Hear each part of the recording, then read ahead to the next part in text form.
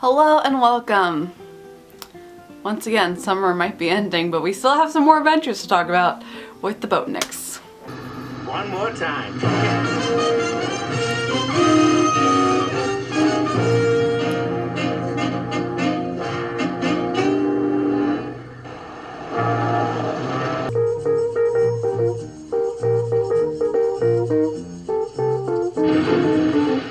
Boatniks.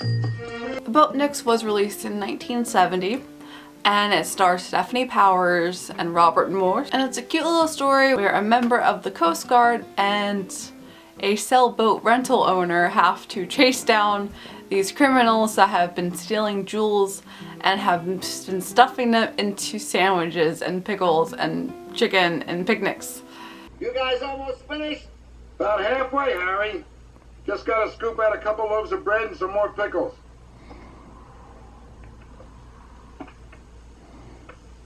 What do I do next? Take that pickle, put a couple diamond rings in it. It's definitely a comedy that's a pretty simple storyline, but it's just an extended storyline. So a lot of these comedy films to me really feel like extended sitcoms. There's not too much that's going on except for action, and it's just watching the criminals get into all these hijinks and not get caught for a while, and then the rest of the people are trying to figure out what's happening and solving this little mystery, and then there's more hijinks from the criminals and then solving the case and back and forth, and that's the plot. They eventually do find them and then we have more hijinks, but it's very lighthearted, it's very comedic, and it was pretty enjoyable for watching it one time. It wasn't the best, it wasn't the worst. It's interesting to see how 60s culture is, because even though it was 1970, it was right on the end of the 60s, and I'm still cracking up of how different Disney was compared to today. That they had a lot more little bit of edgy jokes, and they have scenes where girls are dancing in bikinis. Have you seen three strange men? The boat's loaded with them. No. One of them was carrying a picnic basket. They just went over the rail. Stop! I order you to stop! Why? What'd I do?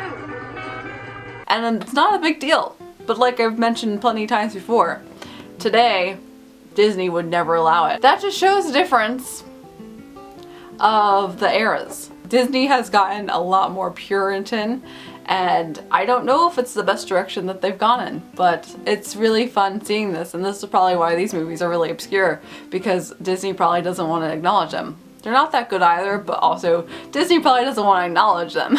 The reason I enjoyed this film more so is because of the fact about the boats. It takes place on California, so it's on the Pacific, but over here on the east we got our shore too, and the Jersey Shore is amazing, and I've spent many a summer down there and have gone boating myself, so I'm very familiar with that. And it was interesting to see because I do know how to drive a boat as well. So just seeing them actually navigating boats, and I don't do sailboats, it's a lot more sailboats related, but the power boats I was like, I know what to do. This is relatable to me, so that was a cool fact about it that I did enjoy. My only other note that I would have about this film is it was really comedically bad how different lighting wise the real stunts were compared to the green screen. There's a specific scene especially where the criminals are trying to sail a boat they've never sailed before, so you know that they're using stunt doubles in the real world, and you can see it's a really clear, bright, sunny day. And then all of a sudden they go to a close-up and it's so much darker because it's a green screen.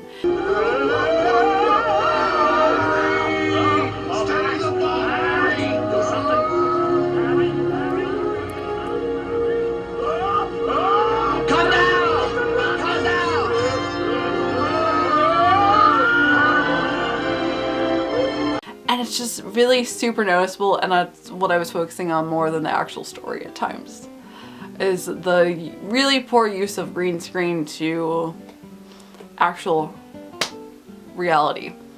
But it was 1970, so I know the effects weren't the best back then, so I'll give them a pass for it. If you like comedies, if you like boating, if you like anything that's just like a put on, waste your time watching it type of story, then this is for you. It is interesting. It wasn't bad.